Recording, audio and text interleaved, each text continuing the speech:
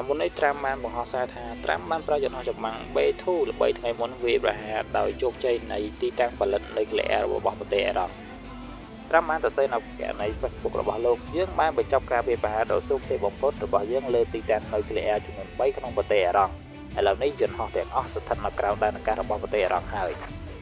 ចំណែកឯគ្រាប់បែកពេញបន្ទុកត្រូវទម្លាក់ទៅលើទីតាំងចម្បងគឺ Fordon ហើយយន្តហោះទាំងអស់កំពុងធ្វើដំណើរត្រឡប់មកផ្ទះវិញដោយសុវត្ថិភាពសូមអបអរសាទរដល់យុវជនអាមេរិកទាំងអស់របស់យើងមិនមានយោធាមួយណាផ្សេងទៀតនៅក្នុងពិភពលោកអាចធ្វើបាននោះទេនេះជាសាររបស់លោក Donald Trump ដែលបានបង្ហោះនៅគណនី Facebook របស់លោកចំណែកឯគ្រាប់បែកដែលទម្លាក់នៅប្រទេសអ៊ីរ៉ង់នោះគឺគ្រាប់បែក JBU 57ដែលអាចទម្លុះរូងក្រមឲ្យបានហើយពេលនេះវាបានវាកំទេចទីតាំងនុយក្លេអ៊ែររបស់អ៊ីរ៉ង់ផងដែរតែគ្រាប់បែកនេះបានដឹកទៅដោយយន្តហោះ B2 ដែលផលិតដោយសហរដ្ឋអាមេរិកផ្ទាល់គឺជាយន្តហោះបំផាំងកាយដែលគ្មានរ៉ាដាណាអាចចាប់វាបាននោះទេ